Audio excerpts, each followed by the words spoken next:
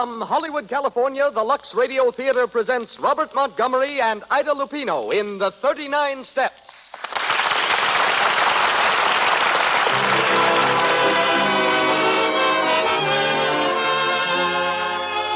Lux presents Hollywood.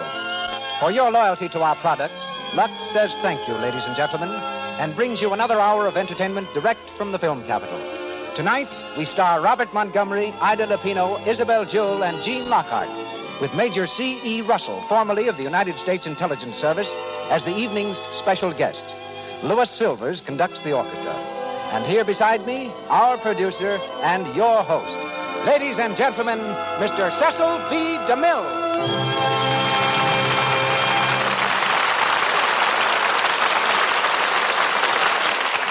Greetings from Hollywood, ladies and gentlemen. The 39 Steps lead an old friend and a newcomer, Robert Montgomery and Ida Lupino, to the stage of the Lux Radio Theater. Since here last, Robert Montgomery's been rushing back and forth between two lots. One is the Metro-Goldwyn-Mayer studio, where with Rosalind Russell he's completed Live, Love, and Learn. The other is a lot in Beverly Hills, on which Bob has just finished building a new home with a beautiful library. And Bob is a man who really uses his library, for he's constantly seeking new screen material. President of the Screen Actors Guild, Bob devotes at least 3 nights a week to that organization. So this fall, he took time off to go to his farm in New York State for a few weeks of partridge and pheasant hunting. His favorite Hollywood sport is tennis, in which activity he's expert enough to be the frequent opponent of Sidney Wood, the ex-Davis Cup player. Bob is heard tonight as Richard Hannay in The 39 Steps, adapted from the Gaumont British film, which in turn was taken from the novel by John Buchan. Gaumont British will shortly release The Girl Was Young, starring Nova Pilbeam, and Derek DeMarney, directed by Alfred Hitchcock. Ida Lupino is a girl I've watched very closely and suggest that you do the same. For every Lupino seems destined for greatness in the theater. To American film audiences, she's the best-known representative of perhaps the oldest stage family in the world.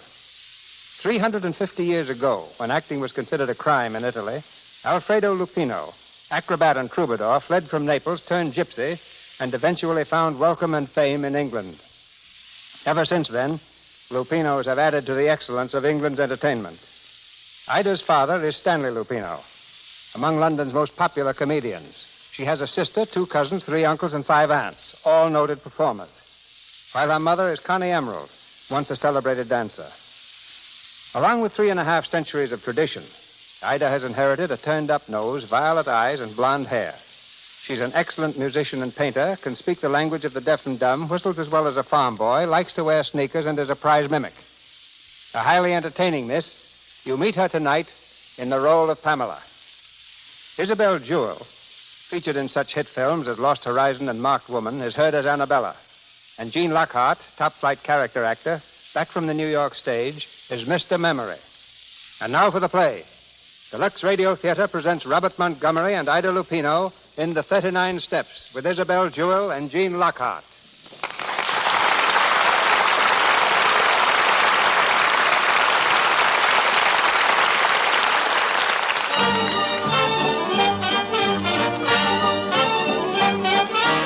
A London music hall.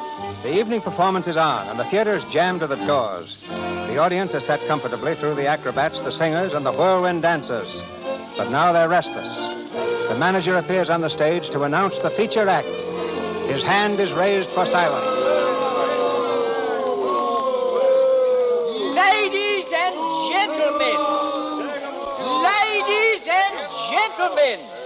with your kind permission, I now have the honor to present to you one of the most remarkable men in the world.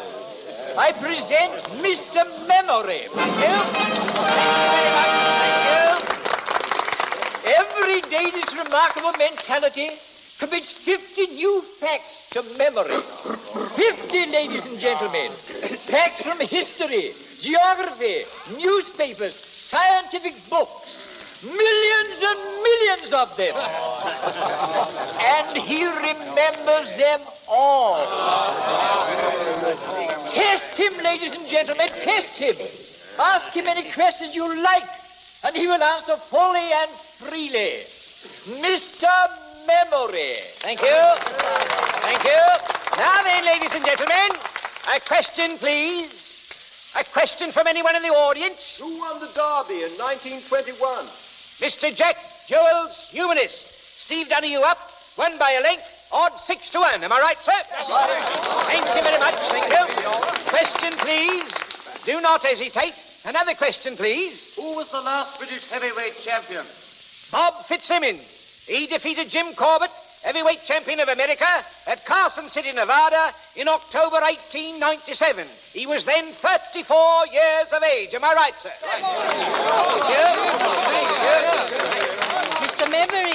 Mr. Memory, who won the football cup in 1926? Would you mind repeating that question again, young man? Who won the football cup in 1926? Bolton Wanderers defeated Manchester City at Wembley by 3-1 in the presence of His Majesty the King. Am I right, sir? Right Thank you. Another question, please. Hey, where's my old man been since last Tuesday? Madam, he's been where you can't ask him silly questions. Will the lady in the gallery please confine her questions to those of a more serious nature? Thank you very much. Memory. What's the idea? Who killed Cock Robin? Gentlemen, no fighting. No fighting, please, gentlemen. Keep your seats. Everybody keep your seats. Don't crowd the aisles. Orchestra, play something. Quick, play something. Please let me out of here. Let the lady through there. Will you stand back, please? Oh, Henry, please. Hold on to my arm, miss. I'll get you out of this. Get back there. Clear the aisles there, will you? This way, miss. This way. Come on.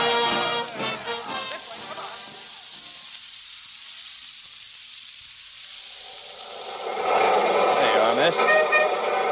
Take a good deep breath. Oh, thank you. You all right? Yes, sir. I had to get out of that theater, that's all.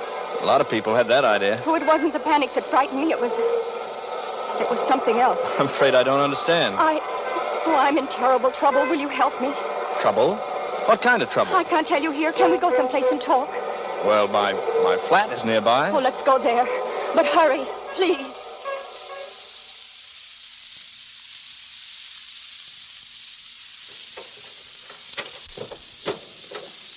Go in, miss. Thank you. Now, if I can find this light switch. Oh, no. Don't turn on the lights. What? Don't turn them on. It will be safer. I'm afraid I don't... Will you pull down the blinds, please? Very well. This just puts me doubly in the dark. My name's Richard Hannay. Any objections to telling me yours? No, it's Annabella Smith. Smith, not really. Is there anything wrong with it? No, just an unusual name. What's this all about? You said you were in trouble. You don't believe me, do you? I believe you're slightly hysterical. If I am, I have good reason. I was the one who fired those shots in that theater tonight. You? Why? I had to do something to create a disturbance. I had to get away from there. There were 2 men in that theater who wanted to kill me. Oh, come on. Oh, now. you've got to believe me. But why should anyone want to kill you? Because I'm what you would call a professional spy. A spy? Whom do you spy for? Anyone who pays me. I suppose you're here to dig up some big state secret. No. I'm here to save a secret. For England. Oh. Go on, please. The agent of a certain foreign power is on the point of obtaining a secret vital to your air defense. I tracked 2 of his men to that music hall. Unfortunately, they recognized me. That's why they're after me now. You still don't believe me, do you? No, frankly, I don't, Annabella. Very well. If you will look out of that window, you will see 2 men standing across the street. Look, please do. All right. I'll play your game a bit further. Oh, don't let them see you. Well? By Jove, you're right. 2 of them. They seem to be looking up here. Come away, please. Do you believe me now? Well, I suppose I must. I'm going to tell you something that's not very healthy to know. But now that they've followed me here, you're in it as much as I am. Yeah, so it seems. Have you ever heard of the 39 steps? 39 steps? No, what are they? Never mind, but this much you must know. If those men are not stopped, it's only a matter of days, perhaps hours, before the secret is out of the country. Why not call the police? Because they wouldn't believe me any more than you did. And if they did believe me, how long do you think it would take them to get going? Those men are acting quickly. You don't know how clever their chief is. Clever and ruthless. Well, what's his name? He has a dozen names, and he can look like 100 people. But there's one thing he can't disguise. The top of the little finger on his right hand is missing. Oh. Come on now, you're trembling. I'm frightened. Well, you needn't be. You're safe here, you know. What you need is a good night's rest. Oh, yes, I do. You can have my bedroom. I'll sleep on the couch here in the living room. Are you sure you don't mind? Sleeping on the couch? Well, I've done it dozens of times. No. I mean, being in danger. I'm not quite convinced of that yet. Is there anything I can get you? Yes. Have you a map of Scotland, please? A map of Scotland. I have an atlas over here somewhere. If I could... Oh, yes, here it is. You, going deer stalking or just plain hiking? There's a man in Scotland I must see next if there is anything to be done. I see. Are the 39 steps in Scotland? Perhaps I'll tell you tomorrow. Good night, Mr. Hannay. Thank you. Good night, Annabella. Pleasant dreams.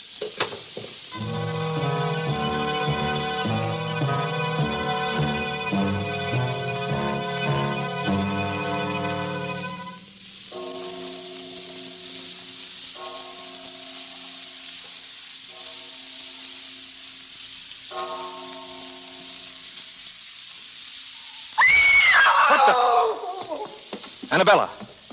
Annabella, was that you? Annabella, open that door. Will you open that door, or do I have to break it down? Annabella, where are you? Oh, Here, look at me. What's happened? What's the matter? They came through the window. One of them had a knife. Knife? Oh, don't touch me. But you're hurt. You're bleeding. Here, I'll call a doctor. Oh, no, it's no use. Listen.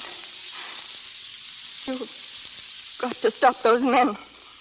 In a few days, they'll have the secret out of the country.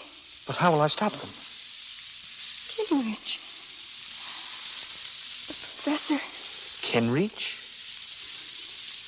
Kinrich. Scotland. What's there? Who is this professor? What's in Kinrich? They're up. They'll get you. Just like they did me. Annabella. Annabella. Good God.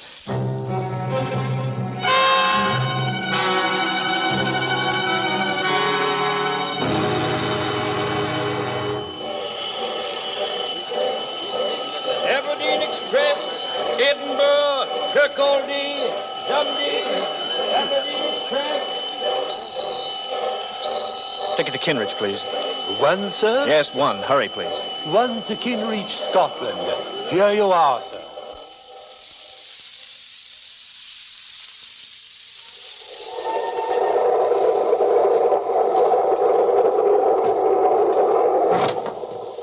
Excuse me, is this seat taken? Not by us, it ain't. Sit down, young fella. Thank you. I said, Jess, who won the 2 o'clock at Epsom? Here it is. Bachelor Button, odd 7-4. Ah, Bachelor Button, eh? Hello, look at this.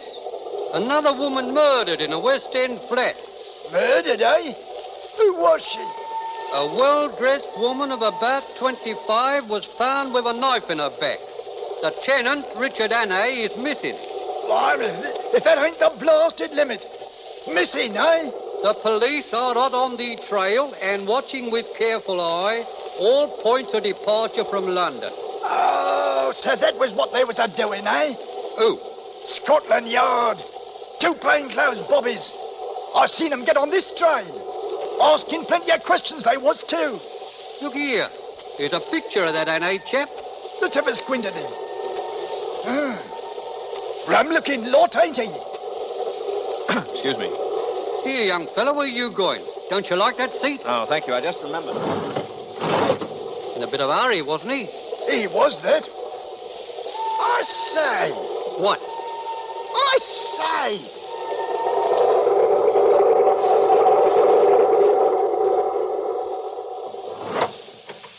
Oh, I beg your pardon. This is a private compartment. Oh, is it? Yes, and it happens to be occupied. Yeah, so I see. Very charmingly, too. Well, what do you want, please? Your hospitality for a short while. Really? Well, I'm not interested. Now, will you please go? I can't. What? It isn't safe. Listen, are you going or shall I call the conductor? No, don't do that. Stop, you're hurting my wrist. I'm sorry. Listen to me. I want your help. My help? I'm Richard Hannay. Hannay?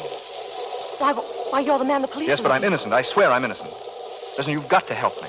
It's terribly important that I be free for the next few days. You will help me, won't you? Yes. Yes, of course I will. That's fine. I'm sorry if I hurt your wrist. Oh, that's all right. You say the police are on this train looking for you? Yes, that's why I forced my way in here. Oh, I see. And just how am I supposed to help you? Well, they're looking for a man traveling alone. If I stay here with you, they'll think we're together. We'll pose as man and wife, and they won't pay any attention to us. They'll just pass us by. How clever you are. You'll do it? Yes, of course. Say, you're all right. What's your name? What's that got to do with it? Nothing. I just wanted to know who my benefactress was, that's all. No, I'm Pamela Stewart. Pamela? Oh, that's rather pretty. Suits you. Thank you. There they are now. Remember, I'll sit here and pretend to read. You do the talking. All right. Come in. Excuse me. Have either of you seen a man pass here? Young fella, smooth-shaven? Why, no. Wait, are you the police? That's right, miss. Then this is the man you want. He forced his way in here and told me his name was Richard Hannay. Why, did I? Come here, you. Let go of me. Are you Richard Hannay? Well, speak up. Yes. Thank you very much, Miss Stewart. Well, you didn't expect me to harbor a murderer, did you? Unfortunately, I did. And I am not a murderer. We'll see about that. Come on, Hannay. Certainly, gentlemen. I'll go with you willingly. In fact, I'll lead the way. Grab him. He's gone.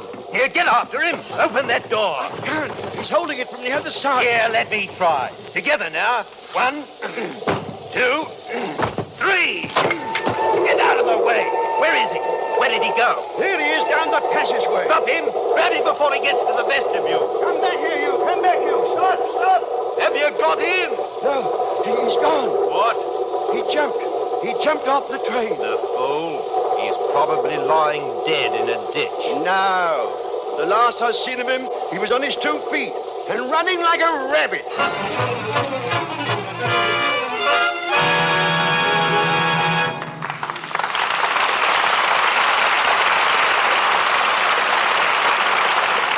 During our first intermission, and while waiting for Act 2 of the 39 Steps, starring Robert Montgomery and Ida Lupino, we'd like you to go with us to one of the millions of homes where Christmas secrets are in the air and listen in on a very interesting conversation. Aunt Sally, come here. I want to see you alone. More secrets, Betty? Well, the house is full of them. Now the door's closed, we can talk. Aunt Sally, what can I give Mother for Christmas? Did you ask her, dear? Yes, and she just says all she wants from me is love and kisses. Well, I did hear her say she needed more stockings. How about getting her some of the lovely sheer ones we saw in the store today? But she always says sheer stockings are extravagant. Not necessarily, dear. They wear very well if you're careful about washing. Just dip them in Lux suds every day. Lux keeps the silk nice and springy, so it doesn't break so easily into runs. Then I'll tell you what. I'll buy some and tell Mother I'll Lux them for her every time she wears them. I'll buy a big box of Lux and give it to her with the stockings. Now, that's a real Christmas gift, Betty. Okay, I'll get some Lux Flakes right away. And be sure to use nothing but Lux Flakes, dear. You know, rubbing stockings with a cake of soap is bad for them. And some soaps are strong, too harsh for delicate silk things. Oh, thank you, Aunt Sally. You're an angel to help me. Mother's the most perplexing person on my list. Stockings for Christmas and Lux Flakes for stockings. A perfect combination. We return now to Mr. DeMille and our play. Robert Montgomery, Ida Lupino, Isabel Jewell, and Jean Lockhart continue with the 39 Steps.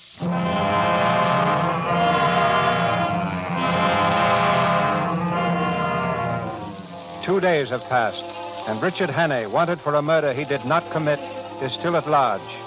Determined to discover the secret of the 39 Steps, he's made his way to Scotland. The driver of a donkey cart has given him a lift, and he's now on the last leg of the journey, the outskirts of the village of Kinreach. Are you going to stay long in Kinreach, laddie? Well, it all depends. I'm looking for work. Is suppose I could find something? Hey, me doots, laddie. Kinreach is a mighty small town. What do you do? I'm a chauffeur. Well, I'm thinking you'd better try somewhere else, then. What folks has need chauffeurs, and Kinreach has had them for years. Oh, I see. But, aren't there any newcomers? I mean, somebody told me about... Now, wait a minute. Come to think of it, I did hear something. About a retired professor moving into the big house on the edge of the moor. A professor? Yes. Yes, that's it. I can try it anyhow.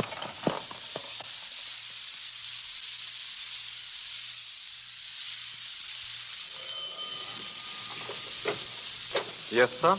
I'd like to see the master, please. What name shall I say? Well, he doesn't know my name, but you might ask him if he knows Annabella Smith. Yes, sir. Will you mind waiting in Is the... there someone for me, George? Oh, yes, Professor. How do you do? How do you do? My name is Hammond. I've come from London. From Annabella Smith. Oh. Well, do come in, please. You must be tired. We can talk in the library. My daughter's having an engagement party. I'd rather not disturb her. Yes, of course. Go right in, please. Thank you. Sit down. Will you have a drink? No, thank you. Well, now what did you want to see me about, Mr. Hannay? Hannay, you know me. Yes. I suppose it's safe to call you by your right name now. What about our mutual friend, Annabella? She's been murdered. I know. Poor girl. The police are looking for you. Yes, but I didn't do it. Oh, of course you didn't. But why come all this way to Scotland to tell me about it? Well, I believe she hoped to come to see you about some air ministry secret. She was killed by a foreign agent who was trying to steal it. Oh. Did she tell you what this foreign agent looked like? No, she hadn't time. Oh, yes. There was one thing. She told me the top of his little finger is missing. On which hand, Mr. Hannay? On the left, I believe. Are you sure it wasn't on the right? It might have been. Like on my hand, Mr. Hannay? Good Lord. Then you're the one she... The one she was trying to warn you against. The chief. You misunderstood her. She meant for you to kill me, not to bring me information. Yes. Well, what are we going to do about it? Ah, that's just the point. What are we going to do? You see, I live here as a respectable citizen.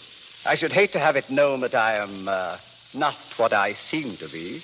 You understand my position? Oh, yes, quite. What makes it doubly important that I shouldn't let you go is that I'm just about to transfer some very vital information out of the country. What? Oh, yes. I've got it already. I'm afraid poor Annabella would have been too late in any case. Well, that's that, I suppose. Yes. Well, what about it, Mr. Hannay? What about what? Yourself. It seems to me there's only one way out. And what's that? I've a small revolver here. Pretty little thing, isn't it? Supposing I left you alone with this. The newspapers could then announce tomorrow morning that the murderer had taken his own life. You want me to kill myself? Yes. You're mad. I won't do it.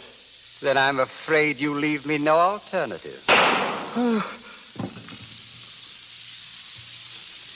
You should have stayed in London, my friend.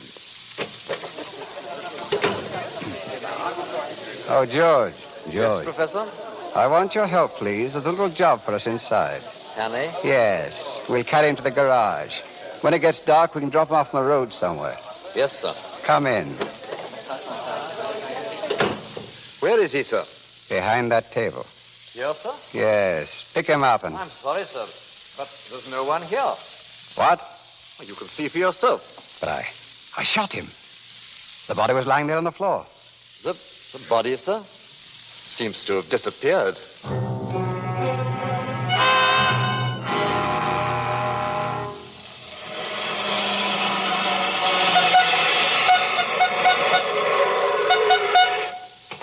Get out of the road, please. What do you mean by standing in front of my car? You might have been killed. Sorry, lady. I just wanted a lift. Would you mind... Well, Miss Stewart, how do you do? You? Well, what are you doing Richard here? Hannay is my name. I believe we've met. On a train, wasn't it? Yes. Yes, I think so. Yes. If I remember correctly, you handed me over to the police. You did, didn't you? Oh, get away from me. No, don't worry. I don't hold it against you, really. Well, that's very kind of you. Yes, isn't it? What are you doing in Kinreach? I live here. It's a charming place, isn't it? You know where the local police station is? Oh, of course I do. Will you take me there? What? The police station, in a hurry, please. Certainly.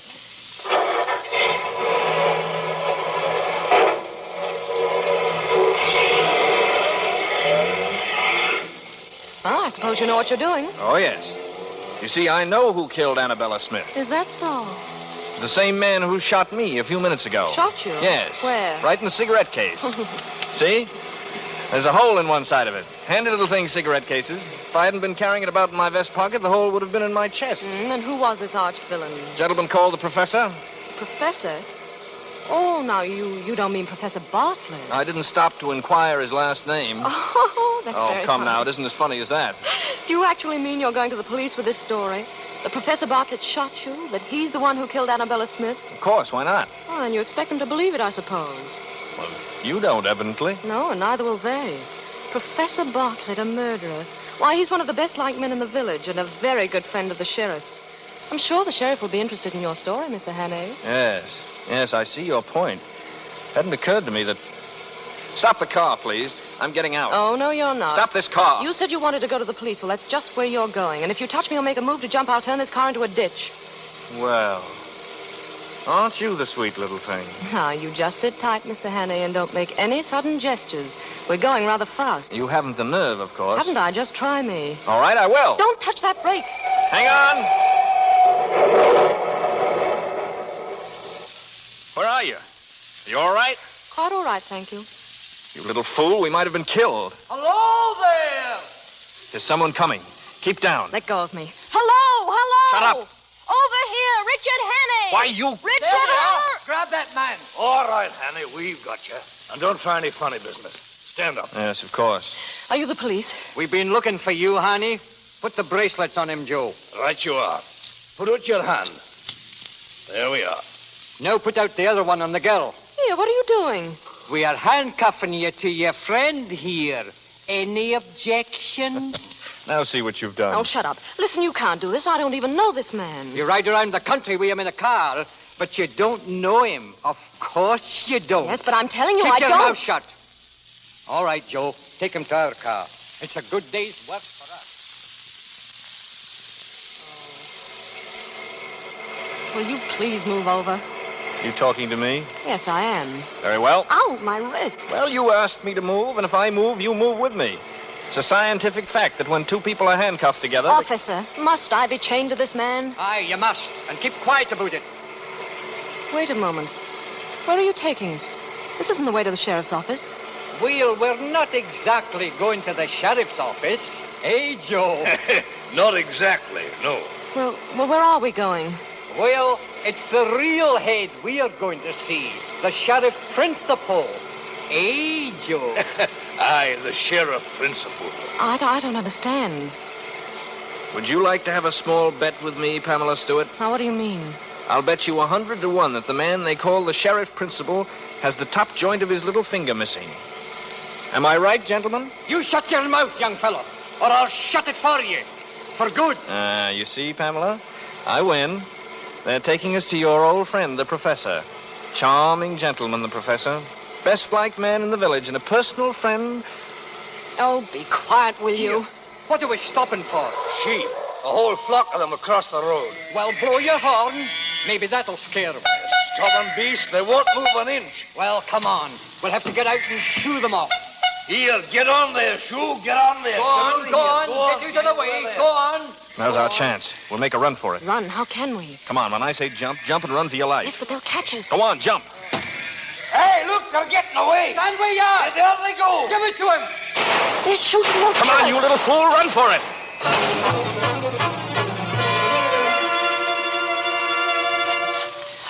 Please, don't go so fast.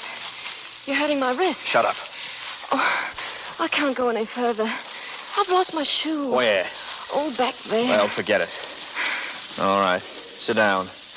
Sit down for a while. Do you think we've lost those men? Now, it's as black as pitch on this moor. They'll never find us now.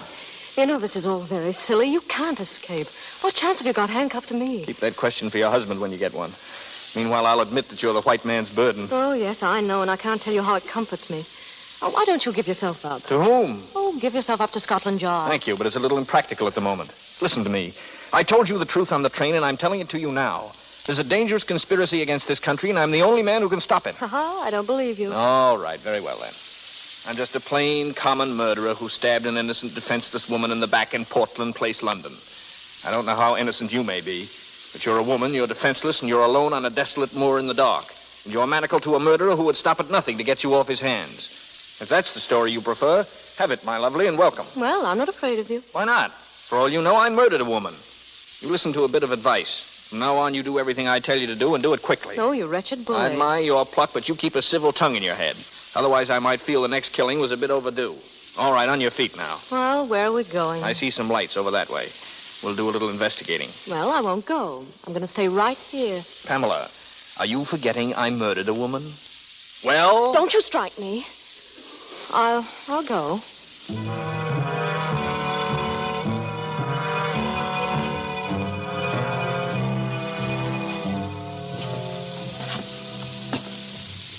Hey, what kind of a place do you think this is? I don't know. Looks like an inn. Now, remember what I said. A civil tongue or else. And you back me up in everything I say or do. Do you understand? Yeah. Stay close to me and hold my hand. It'll hide the handcuffs. Good evening. Good evening. Welcome to King's Head Tavern. And what can I do for you and the lady? We had an accident with our car a few miles back. Hey, that's too bad now. You want to stay the night, I suppose? Yes, we do. And will it be 2 separate rooms or one? Oh, 2 separate rooms. One room, please. One. Well, which? One, thank you. Oh, one.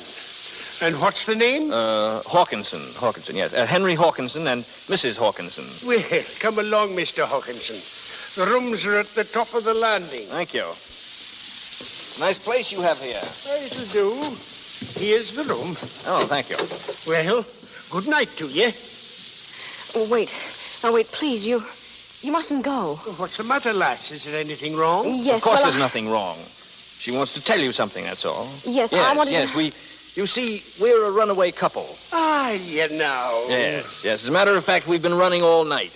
If anyone inquires for us, you won't give us up, will you? That I won't. I was young myself once. Good night. Good night. Good night. Good night. Inside, Pamela. Of all the outrageous things. Listen, you don't think I'm going to spend the night in this room with you? Personally, I don't see how you can help yourself. Stop jerking my arm. I'm so sorry. I want to take my shoes off. My feet are tired. You better stand here by the fire and get warm. You'll be catching cold. And if I did? Stand by the fire. Don't yell at me like that. I didn't ask to come with you. And I didn't invite you. But here we are.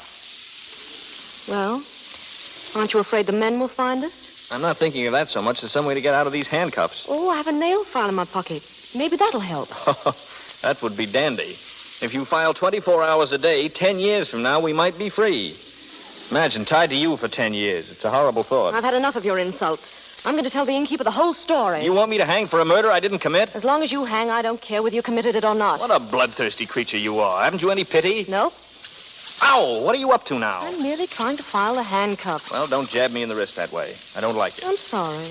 You're going about it in a very amateurish fashion anyway. I can see you know nothing about filing handcuffs. I'm sure you do. Tell me, how did you start being a criminal?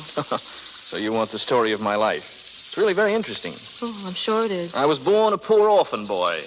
From the beginning, I hadn't a chance. Ouch! I'm sorry it slipped. Accidentally? Accidentally. Go on, please. I started by pilfering pennies out of other children's lockers at school. And a little pocket picking and car pinching. And at last, my efforts were rewarded, and I graduated into straight burglary. With diploma? With diploma. Oh. I killed my first man when I was 19. It scared me at first, but I soon got hardened to it. Lady, you wouldn't believe me if I told you.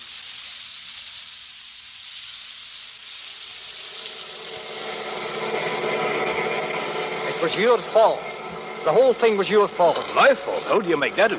If you hadn't have stopped the car for those blasted sheep, we'd have had the 2 of them in the professor's parlor right now. We'd better have them there soon, is what I say. The professor was anxious about Hannay. Knows too much, he said. Get him. Get him? We had him. And the girl, too. If don't suppose they'd head in somewhere, do you? Stop at a tavern, I mean. They might, in this weather. There's a place about 4 miles back. King's Head Tavern, it's called. King's Head Tavern. That'd be somewhere near where they gave us the slip. Turn around. You'll find out. Right. And if we see him again, blast you. Shoot straight. I will, all right. You can depend upon that. And little by little, and year by year, I sunk lower and lower. And you got better and better. That's right. You might have read about me in the papers. They call me Hannay, the Cornish Bluebeard. And that, milady, is the horrible story of my life. Dear, dear, and you have such a nice face. How many people have you killed altogether? 9. If you don't watch the point on that nail file, it may be 10. Ouch! At least I'm trying to do something. Well, if you don't mind, I'm going to try and get some sleep.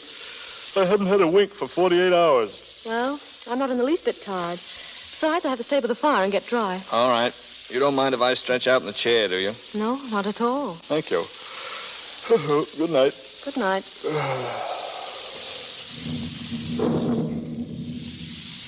I don't see how you can sleep at a time like this. I said I don't see how you can sleep at a time like this. I'm hardened to it. That's all.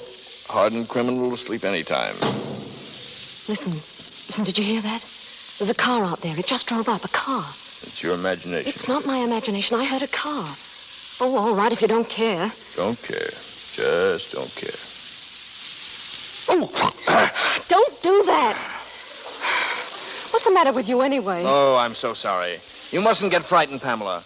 I have awful nightmares. I guess it's my conscience bothering me. Good night. We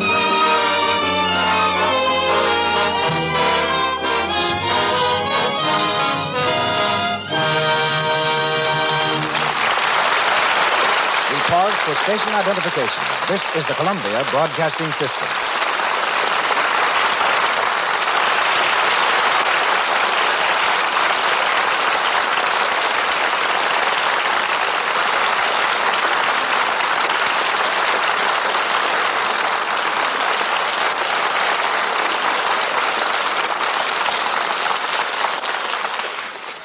We pause now between the scenes of the 39 Steps. Robert Montgomery and Ida Lupino will be back shortly when we raise the curtain on Act 3 in this play about spies. Spies may be roughly divided into 2 classes. There are the mercenary spies who traffic in state secrets, selling them for cash to the highest bidder. And there are patriots who risk their lives solely for the protection of their country, who receive the smallest monetary rewards, and whose names never get into the newspapers.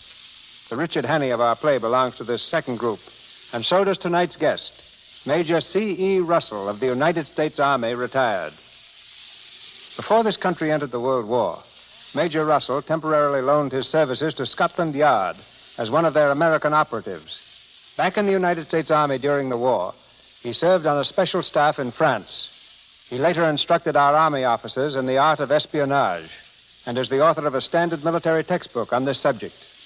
With such a background, Major, there should be no better authority to answer the question, just what are the qualifications that make a valuable spy?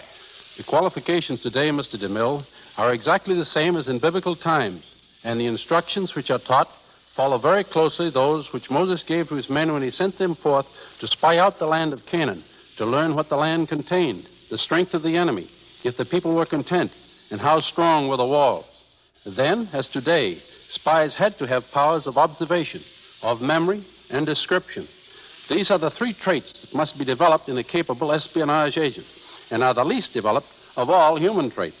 In addition, he must have common sense, a good general education, an ability to take orders, and preferably a knowledge of foreign languages. I've noticed that the opinion held of a spy varies greatly.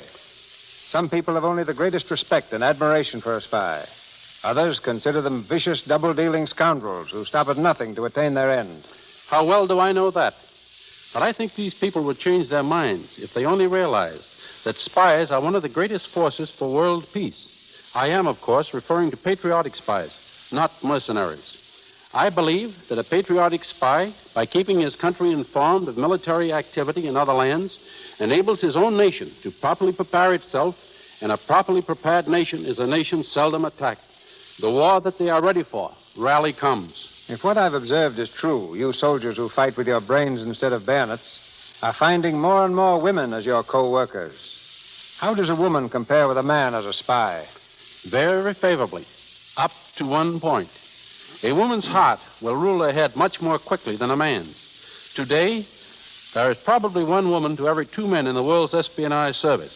We've learned that if you want to make a man talk, send a pretty woman. And when we want to make a woman talk, we make her jealous. Both theories work amazingly well. It would appear to me that spying is one activity which provides little or no room for modernization. Along with qualifications, I presume that methods have changed little since the days of Moses. That's very true, Mr. DeMille. They remain essentially unchanged, but there have been radical technical changes in carrying out those essentials. For instance, there's a machine recently developed in this country so delicate and so accurate that it can etch an invisible secret message on a surface no larger than a grain of corn. Or, to employ a commodity with which perhaps you're more familiar, it could etch the map of an entire country on a single lux flake. And that's probably the finest, thinnest, and most fragile thing I can think of for the moment. I know that you can read through a flake of lux, Major. It's actually only 2/1000th of an inch thick. I see. Almost as amazing as this machine I'm speaking of. Lux flakes remind me of women, and women, in turn, recall an amazing spy story I encountered during the World War. It concerns a Swiss opera singer who volunteered in the French Red Cross as an entertainer. For 2 years, she made periodic visits to a home in Switzerland, each time using the same route over the French border. One day, she started to cross and found a new officer in charge. He took a good look at her and immediately ordered his women assistants to search her. They returned with the petticoat of this famous singer. Suspecting that it might contain invisible writing, the lieutenant called for hot irons and himself applied them to the petticoat. The heat revealed what had been invisibly written in lemon juice, the complete working drawings of a new French war tank. The reason the lieutenant had suspected Madame was that before the war, he had been a style designer in Paris. One of the first things he observed about the singer was that while she was dressed in the height of fashion, she wore a starched petticoat, and starched petticoats had been out of style for 10 years. And to me, one of the truest utterances of the great French General Marshal Foch was his statement to a group of his espionage agents. You will die 1,000 deaths, he told them, before oblivion comes, while the man in the trenches dies but once. And no better example can be found, Mr. DeMille, than that patriot of Revolutionary War, John Honeyman. Too old to carry arms, he became a confidential spy at Washington's urgent request and posed as a Tory. Despised by his wife and family, ostracized by his friends, he became a cattle buyer for the British Army. American soldiers were ordered to shoot him on sight, but John Honeyman kept his promise never to disclose his real identity. Once he allowed himself to be captured, knowing he might be shot, but there was a chance of being brought before Washington first. This fortunately happened, and Honeyman was able to disclose to Washington how some of his own men were on the verge of assassinating him by placing poison in the general's food. And it was John Honeyman who, on Christmas Eve, crossed the Delaware alone, entered Trenton, discovered the condition of the Hessian troops, and reported back to Washington on the other side. On Honeyman's unsupported testimony, Washington made his celebrated crossing, won his celebrated victory that turned the tide. Honeyman returned to his New Jersey home after the war, still an outcast, still an object of hate and scorn. His magnificent services were never announced until Washington himself made a special trip to Hackensack and publicly proclaimed him one of the greatest heroes of the American Revolution. His example will always remain a shining light to Americans who seek to serve in the silent, secret, and sometimes inglorious ways of espionage. I thank you. Thank you, Major. That's very interesting. Very interesting.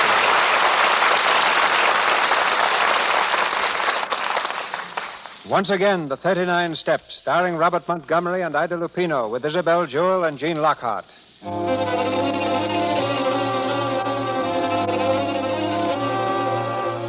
It's early the following morning. Richard Hannay stirs restlessly in the armchair and rubs his eyes sleepily. Suddenly, he jumps from the chair and stands in the middle of the room, staring down at the handcuffs which are dangling from his wrist. Pamela Stewart, on the other side of the room, smiles cheerily. Good morning, Mr. Hawkinson. Looking rather dazed this morning. How did you get free? Oh, very simple. A little matter of work while you had your nightmares. I suppose you filed the handcuffs. No, darling, I picked the lock. I was trying to do the same for you, but the file broke. Say, what's wrong with you? Oh, nothing that I know of. Oh, you mean my shoes? Yes, they're rather large, aren't they? I borrowed them from the innkeeper's wife. Oh, no. It's not the shoes. Why are you being so nice? You don't feel ill or anything, do you? No, why should I? Why didn't you leave? You were very anxious, too, if I remember correctly. Well, something happened last night that convinced me you've been telling the truth. May I ask what earthquake caused your mind to work at last? When I got free, I went downstairs. That car you said I imagined belonged to our pursuers. They were sitting downstairs when I got there. Did they see you? No, I hid behind the counter. But they asked the innkeeper about us. What did he say? Said he hadn't seen us. Then they ordered something to eat. And while they were eating, they talked a lot about the 39 steps. 39 steps? Oh, don't ask me what it means because I don't know. Anything else? Well, they said the professor was clearing out of the country. Then he has got the secret. Did they say how soon he was leaving? No, but they did say that he was going to London first to pick up someone at a music hall. 39 steps. London Music Hall. It doesn't make any sense. Which room are these men in? Oh, they left. When? Oh, about 4 or 5 hours ago. And you let them go after hearing what they said? Oh, you button-headed little idiot, you. Don't you speak to me like that. My dear girl, I'm accused of murder. The only way I can clear myself is to expose those spies. Then why don't you go to Scotland Yard? What's the use? You said yourself that no one would believe me. Well, then why don't I go to Scotland Yard? Why not? They'd listen to you. Of course they would. Come on, we'll get the next train for London.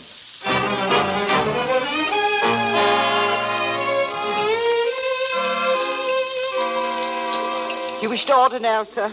No, thank you. I'm waiting for someone. I beg your pardon, sir. Your face looks familiar. Are you in the cinema? No, I'm not. Bring me a bottle of ale, will you? Very good, sir. Oh, make that 2, please. Yes, miss. Pamela, sit down. Did you think I was never coming? Not exactly, but I was getting nervous waiting. Well, what happened? Did you go to Scotland Yard? Yes. Well? Prepare yourself for a shock. Why? They've checked every possible channel.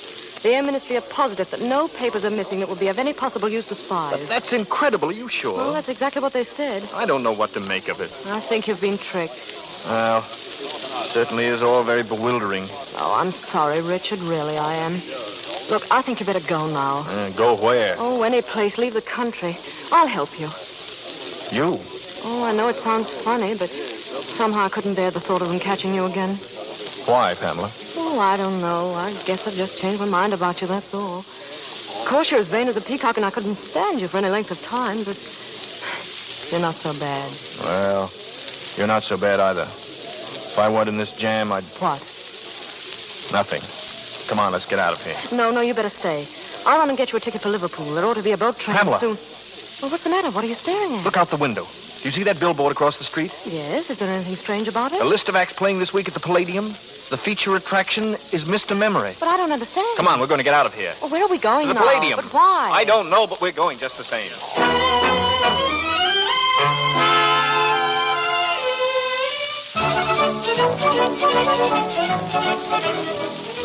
Here are your seats, sir. First 2 on the aisle. Thank you. Sit down, Pamela. This is silly. In the first place, the show's almost over. If anyone sees you here, what are you looking for? Be quiet. I'm just playing a hunch, that's all. Well, you're playing the fool if you ask me. Ladies and gentlemen, with your kind permission and attention, I now have the honor to present to you one of the most remarkable men in the world. I present Mr. Memory. Pamela. What? Look at that right-hand box nearest the stage. You see that small man sitting in front? Why, yes, It's the professor himself. You better get out of here before they see you. No. Sit down. Listen. Every day he commits to memory 50 new facts, and he remembers every one of them. Facts from history, from geography, from newspapers, from scientific textbooks. Pamela. Yes. I've got it. I've got it. What? Don't you see the details of this Air Ministry secret have been borrowed, memorized by Mr. Memory, and then put back again before anyone could know? Why, that's it. Of course it is. Pardon me, sir, but there's a gentleman who would like to speak to you. Who, me? You, Richard Hannay? Well, You're under arrest. Wait, officer. Listen, there's something here you ought to know. That'll keep, Hannay. Come along quiet. Yes, but you must listen to him. That man on the stage can... Come on, we don't want any excitement here. All right, I'll go quietly. Richard, you're not. Distance from Montreal, 1,424 miles. Am I right? Thank you. Question, please. Do not hesitate. Your question, please. Wait a minute. Mr. Memory, what are the 39 steps? Come on, answer up. What are the 39 steps? The 39 steps. The 39 steps is a secret organization headed by Professor... There's your man up there in the box. He's the one who shot him. Stop that man! Stop that man! Stop him! Stop him!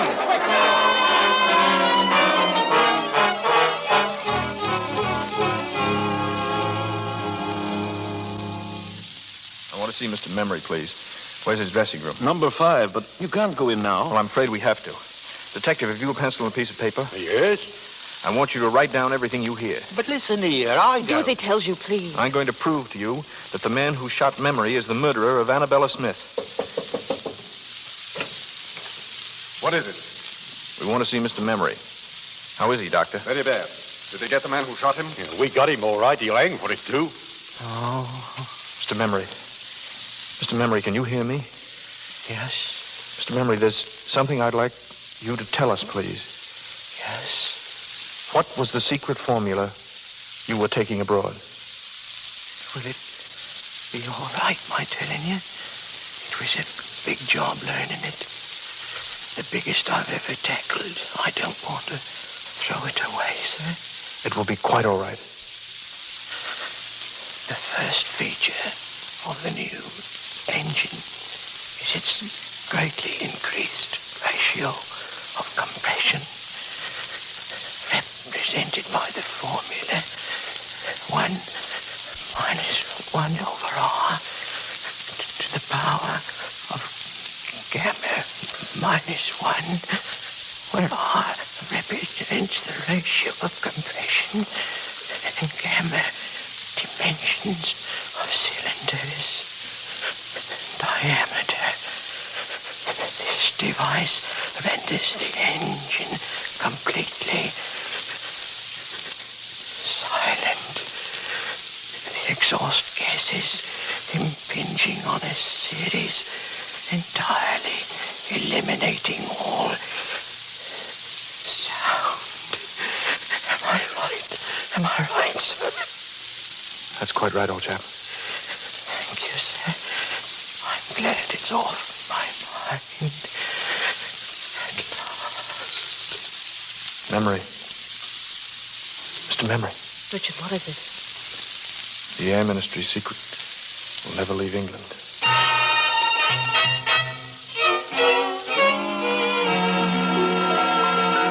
This way, please. We can pick up the police car on the corner. The police car? Where are you taking us? The Scotland Yard, of course. Scotland Yard? But you can't do that. You heard what that man said. He didn't kill anybody. Easy now, easy. He'll be all right. All we want is to put the story on the record. Oh, that's better. You've nothing to worry about at all. He'll be a free man in her now, Mrs. Hannay. Hannay? Well, what are you talking about? Well, Mrs. I'm Hannay? sorry. I thought... That would be just fine, that would. We were together for one day, and we fought for 24 hours. 20? You were asleep 4 hours. Can you imagine what it would be like? Fight for breakfast, fight for lunch, fight for dinner. One long, drawn-out battle for the next 30 or 40 years. Oh, 30 or 40 years. Do you think we could keep it up that long? I mean, really. Well, we could try.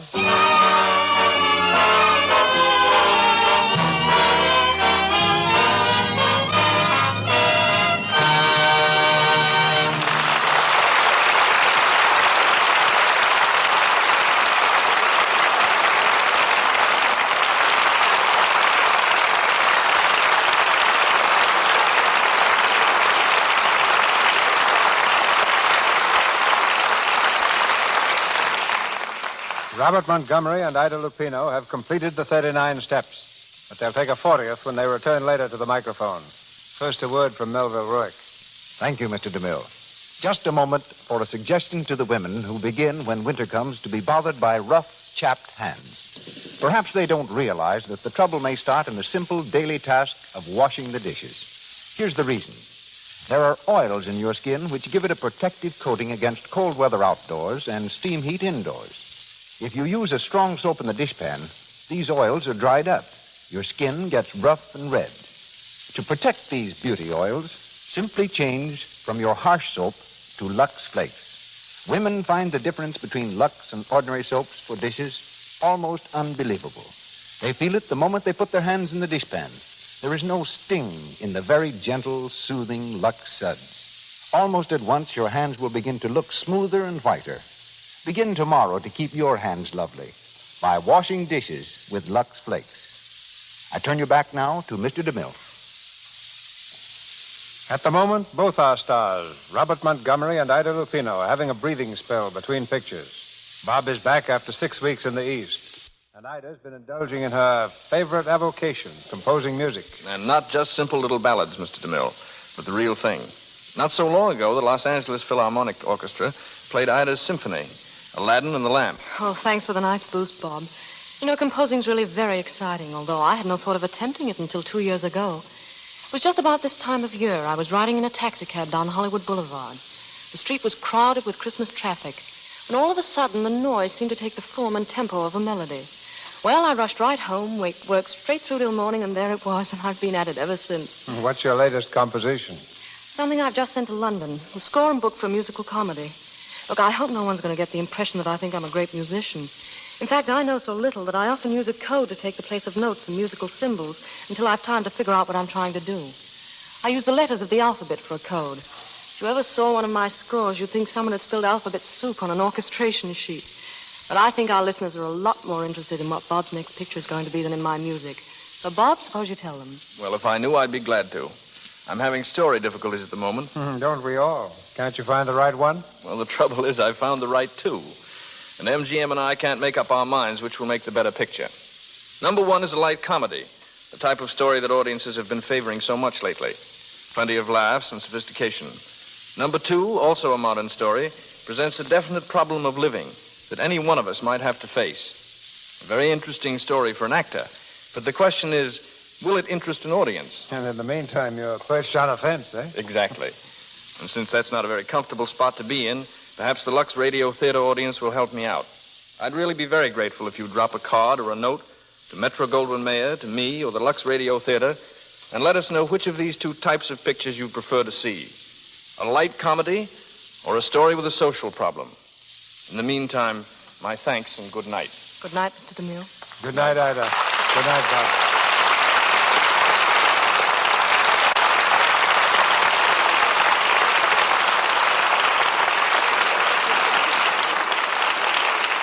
Thank you, Robert Montgomery and Ida Lupino. Ladies and gentlemen, this is your announcer, Melville Ruick. Mr. DeMille returns in just a moment with news of next week's play and stars. In our cast tonight were Leonard Moody as Professor Bartlett, Reginald Sheffield, Herbert Evans, and Keith Kenneth as detectives, Lionel Belmore as innkeeper, Vernon Steele as cart driver, Edgar Norton as manager of the music hall, Eric Wilton and Raymond Lawrence as Cockney travelers, Ward Lane as butler, Eric Snowden and Norman Ainsley as Scotchman, Sybil Harris as a rowdy, and Phyllis Coughlin as a woman.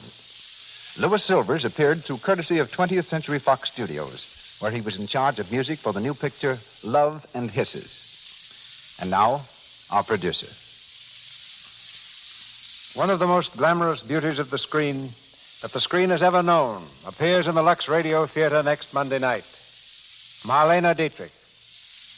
Our play is taken from the highly successful motion picture in which Miss Dietrich starred, The Song of Songs, the love story of a Viennese girl and the three men who tried to win her. Miss Dietrich will be surrounded by an all-star cast headed by Douglas Fairbanks, Jr., with Lionel Atwell.